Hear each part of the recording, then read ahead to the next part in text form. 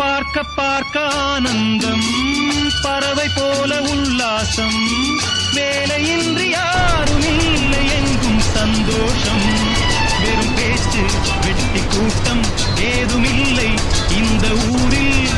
கள்ளம் கபடம் வஞ்சகமின்றி கண்ணியமாக ஒற்றுமை உணர்வுடன் வாழும் சிங்கப்பூர். அக்கரை சீமை அழகினிலே மனமாட கண்டேனே, புதுமையிலே மயங்குகிறேன்.